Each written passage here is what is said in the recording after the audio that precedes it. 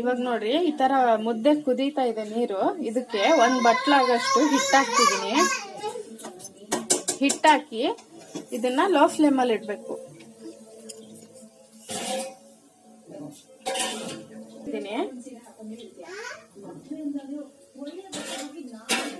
ಇದನ್ನ ಚೆನ್ನಾಗಿ ಗೂರಾಡ್ಬೇಕಿದು. ಫುಲ್ ಗಂಟೆಲ್ಲ ಬಿಡ್ಬೇಕಿದು. ಇದು ಸಮ ಆಗೋವರೆಗೂ ಹಿಟ್ಟು ಹಾಕ್ತಾ ಇರ್ಬೇಕು.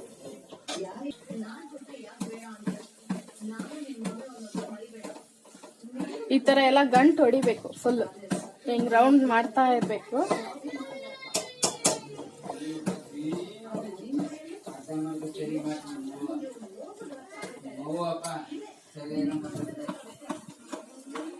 ಈ ರೀತಿ ತಿಕ್ಕಿದ್ರೆ ಇದೆಲ್ಲ ಫುಲ್ ಗಂಟು ಹೊಡಿಯೋದಿದು. ಗಂಟು ಬೀಳಕ್ಕೂ ಮುಂಚೆನೆ ಈ ರೀತಿ ಕೈಯಾಡಿಸ್ತಾನೆ ಇರ್ಬೇಕು. ಇದು ಫುಲ್ ಗಂಟೆಲ್ಲ ಹೋಗೋ ತರ.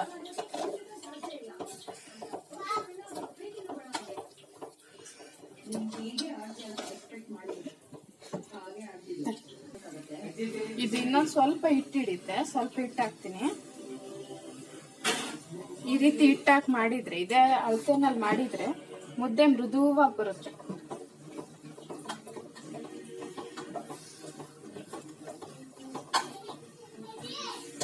ತೀರಾ ಮುದ್ದೆ ಗಟ್ಟಿಗಿದ್ದ ತಿನ್ನೋದಕ್ಕಾಗೋದಿಲ್ಲ.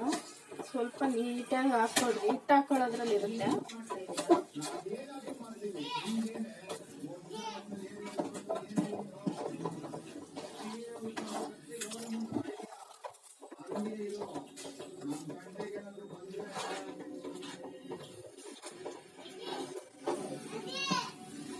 ಈಗ ಇದು ಮುದ್ದೆ ಅಳ್ಬೇಕಿದು.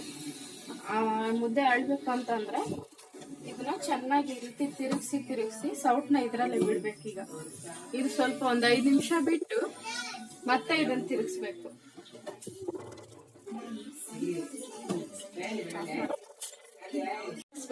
ಇದನ್ನ ತಿರುಗಿಸಿ ಕೆಳಗಿರೋದು ಸ್ವಲ್ಪ ಮೇಲ್ ಬರ್ಬೇಕು, ಮೇಲಿರೋದು ಕೆಳಗೆ ಹೋಗ್ಬೇಕು. ಮುದ್ದೆ ಬೇಯ್ಬೇಕಲ್ಲ.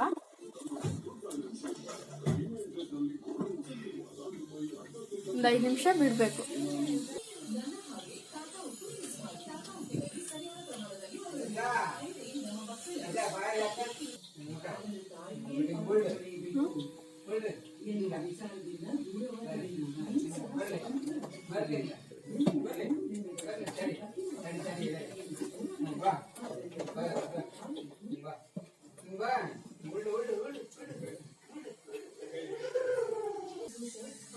ಹೊಸದಾಗಿ ನಮ್ಮ ಚಾನಲ್ ನೋಡ್ತಾ ಇದ್ರೆ ಸಬ್ಸ್ಕ್ರೈಬ್ ಮಾಡಿ, ಪಕ್ಕದಲ್ಲಿರೋ ಬೆಲ್ ಐಕಾನ್ ಒತ್ತಿ ಆಲ್ ಅಂತ ಕ್ಲಿಕ್ ಮಾಡಿ.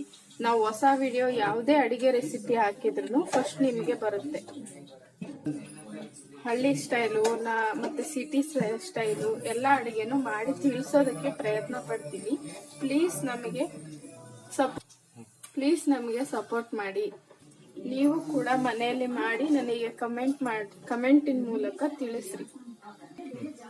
ರಾಗಿ ಮುದ್ದೆ ಬಹಳ ಒಳ್ಳೇದು ಆರೋಗ್ಯಕ್ಕೆ. ಮಕ್ಕಳಿಗೆ, ದೊಡ್ಡವರು, ವಯಸ್ಸಾದವರು ಎಲ್ಲರೂ ಊಟ ಮಾಡ್ಬೋದು. ಮೃದುವಾಗಿ ಚೆನ್ನಾಗಾಗುತ್ತೆ ಮುದ್ದೆ. ಈ ರೀತಿ ಚೆನ್ನಾಗಿ ಬೇಯಿಸ್ಬೇಕಿದ್ನ.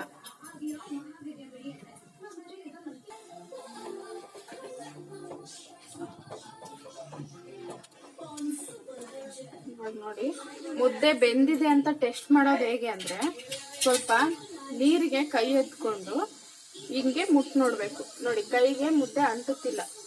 ಇವಾಗ ಮುದ್ದೆ ಬೆಂದಿದೆ ಚೆನ್ನಾಗಿ. ಈಗ ಗ್ಯಾಸ್ ಆಫ್ ಮಾಡ್ಕೊಂಡು ಕೆಳಗಿಟ್ಕೊಂಡು ಮುದ್ದೆ ತಟ್ಕೊಳ್ಳೋಣ. ಗ್ಯಾಸ್ ಮೇಲೆ ಸರಿ ಹೋಗೋದಿಲ್ಲ.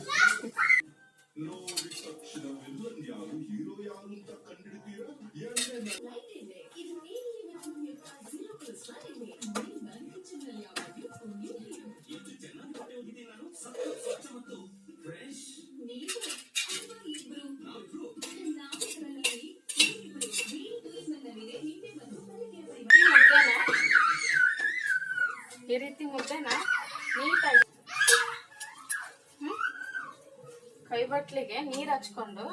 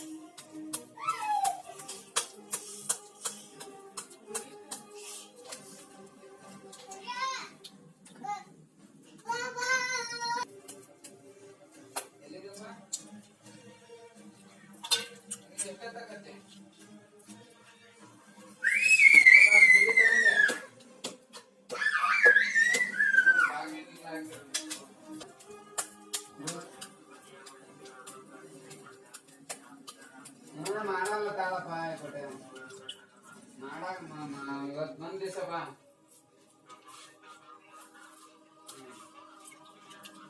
ಕೊಟ್ಟು ಬಾ